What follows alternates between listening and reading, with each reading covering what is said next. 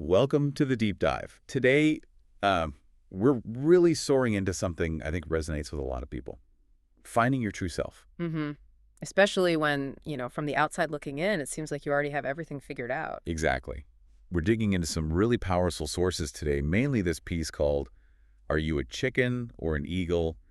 And a related Substack article. Right. Really compelling stuff. Our goal, our mission for you today, is to kind of unpack how a simple fable can actually light the way. Yeah. How it can help you find purpose, maybe push past those comfort zones. And really embrace your potential. Doesn't matter where you are in life right now. Absolutely. So let's start with the author's own story, because that's really what kicked this whole thing off. Okay. Picture this. You're in your mid-30s. You feel anxious about going to work. Even though you like the job. Yeah, that's the thing. Like the job, making good money, had a title they were, genuinely proud of. Sounds pretty good on paper. Totally. Yeah. The author called it pretty comfortable.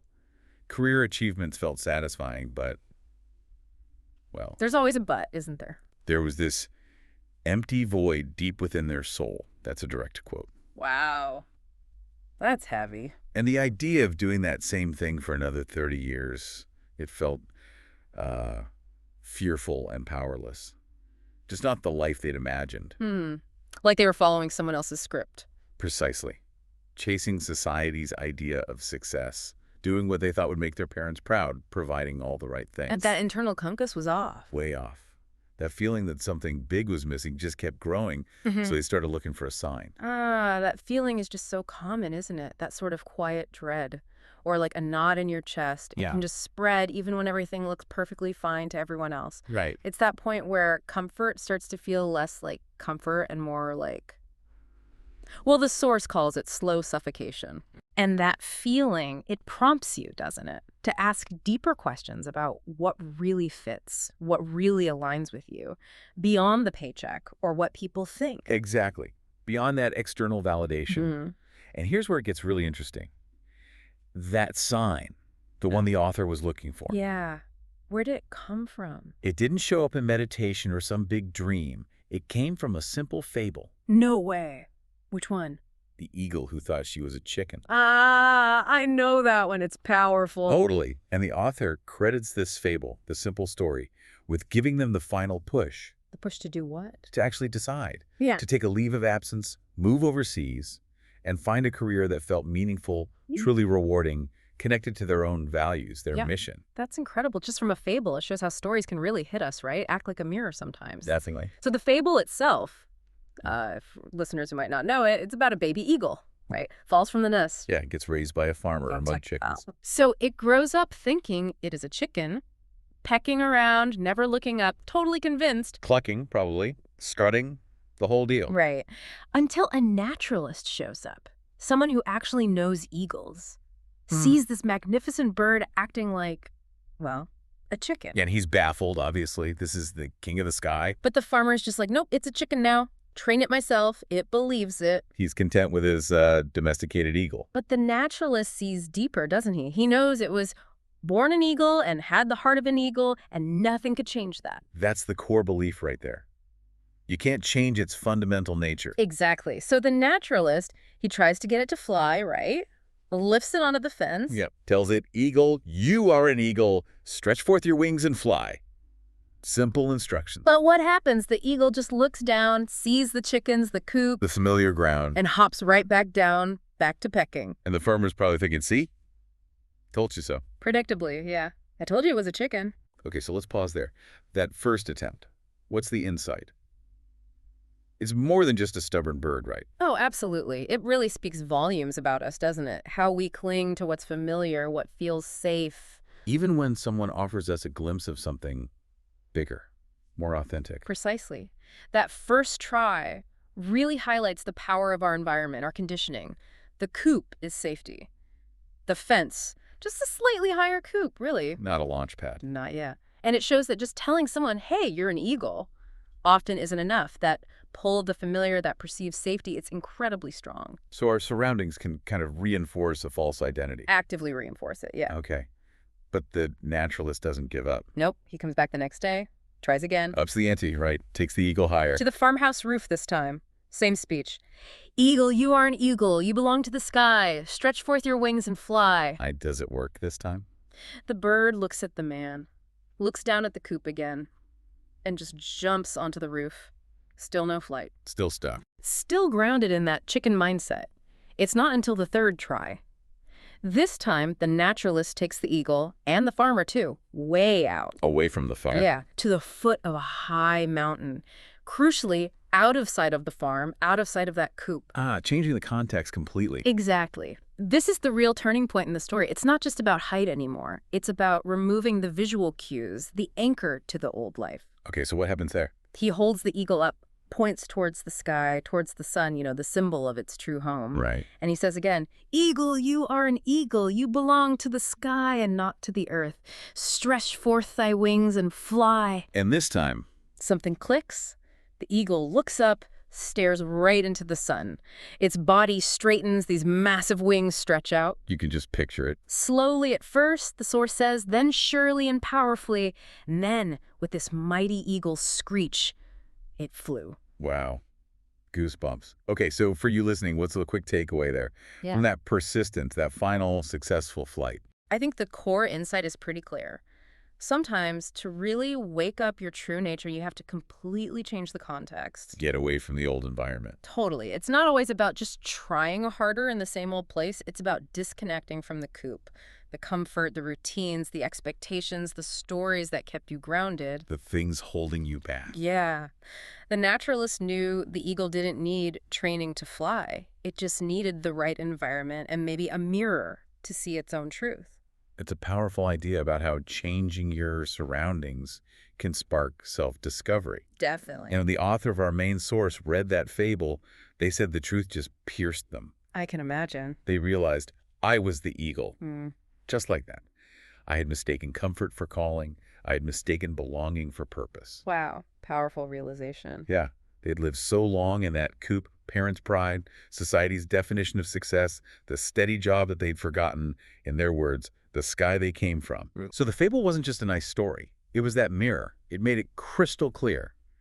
The only path forward was to leave the coop. And that's when they made the decision. That's when they did it. Took the leave, moved overseas, found their way.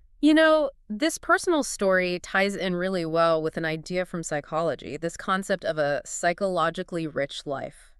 Okay, tell me more about that. Well, psychologists sometimes talk about 3 kinds of good lives: the happy life, the meaningful life, and this third one, the psychologically rich life. Interesting. So the author maybe had happy and meaningful, but not rich. Potentially, yeah. They seem to have comfort, maybe meaning in providing, but that void suggests something was missing.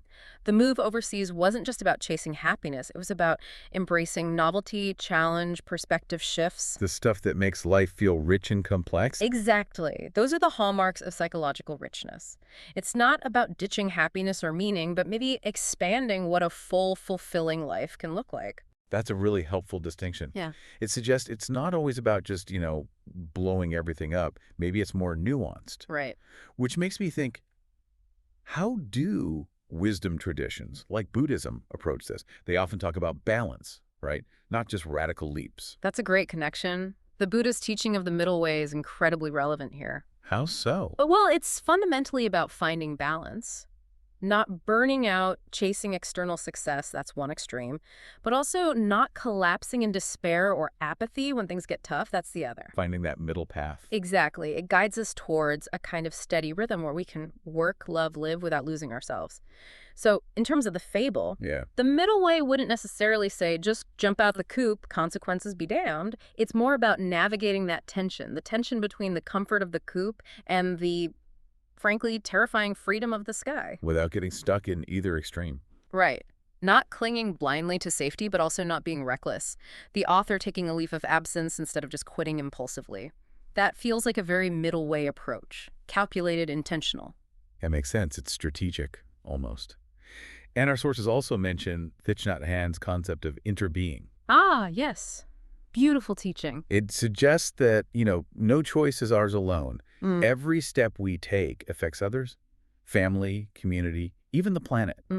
Everything is connected. So if you're thinking about leaving your coop, How does inner being frame that? Is your personal flight selfish, or does it serve something bigger? That's the beauty of interbeing. It reframes it completely. Your eagle flight, your move towards authenticity, isn't seen as a purely selfish act.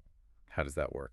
Think about the eagle soaring. Its freedom, its potential. Realize that's not separate from the sky, the ecosystem, is it? No, part of it? Exactly. Its flourishing contributes. It might inspire other eagles, change the dynamics, even subtly affect the coop it left.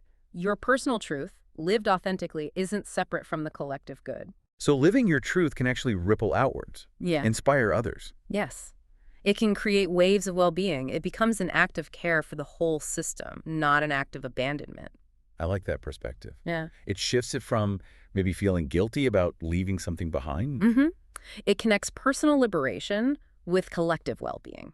So this whole message then, finding your wings, leaving the coop, it's not just for someone having a mid-30s crisis, is it? Not at all. It applies across the board. What about younger listeners? Maybe just starting out, still trying to figure things out. Absolutely relevant. The sources have a message for them too. The coop is not your fault. You were likely born into it, inherited expectations, paths laid out for you. Things that weren't necessarily your choice. Right. And your wings, they don't need to carry you across the globe tomorrow. Flight can start small, a whisper inside, a question you ask yourself. One tiny step that feels truly yours. So it's okay not to know the grand plan yet. Definitely. Not knowing is part of it. Exploration is the growth. Remember, the eagle, it didn't fly on the first or second try. It needed attempts. It needed a change. Your flight is a practice, not a one-time performance. That's reassuring. And what about the other end of the spectrum? People stepping away from a long career, maybe retiring. They might feel lost without that coop structure, the job title, the schedule. Yes. That's a profound transition, too. A different kind of flight, perhaps. How so? It's asking you to spread your wings when the world isn't handing you a definition anymore. No clear schedule, no work title defining you. Bit scary, maybe. It can be, but the sources offer a reminder. You are not your role, not your title, not your work. Fundamentally, you are something deeper: awareness, presence, compassion. So retirement isn't an ending. Not at all. It's a wide open sky, a chance to reorient towards different kinds of meaning, service, joy, creativity, connection. It's an opportunity to discover what kind of eagle you are when the external labels fall away. Okay, so bringing all these threads together now, we've journeyed through this powerful fable, the eagle and the chicken, Looked at the personal story it sparked. and explored how different frameworks like psychology and Buddhism help us understand this very human need for authenticity, for growth. And what really stands out, I think, is this consistent message across all of it. Which is? The coop, it represents safety, predictability, comfort, but that comfort often costs you your wings. It limits your potential. While the sky. The sky is your truth. It's your calling, your full capacity. It's where you're meant to soar. So that act of stepping beyond the familiar, daring to think outside the box. Whether it's a box someone else built or one you kind of built yourself, Yeah. that takes courage, quiet courage often. But it's a move towards that psychologically rich life we talked about, full of novelty, challenge, real growth. Okay. So for you listening right now, what does this all mean for you? How do you start thinking about your own flight? Well, the sources give us some really potent reflection questions, a starting point. The author suggests finding a quiet spot first, breathing slowly, letting your mind settle a bit. Yeah, get centered. Then, gently, just ask yourself these questions. No pressure, just inquire. First, what stirs my passion? What makes me feel truly alive? Second, what am I proud to have carried this far in my life? Acknowledge your journey. Third, what in my life feels like a coop? Safe, yes, but maybe. Too small now. Fourth, if nothing held me back, no fear, no obligations, nothing, what would I actually choose? And finally, fifth, what's one small step? Just one I could take this week to stretch my wings a little. Just one small step. And remember what the source says. Reflection itself is a form of flight. Every question is already at the beginning of movement. It's a process. And as you sit with those questions, maybe hold on to that core truth we found today, the real distillation of this deep dive. The coop is comfort. The sky is truth. Choose the sky. Your wings are there, waiting. The sky is vast. And when you are truly ready, you will fly.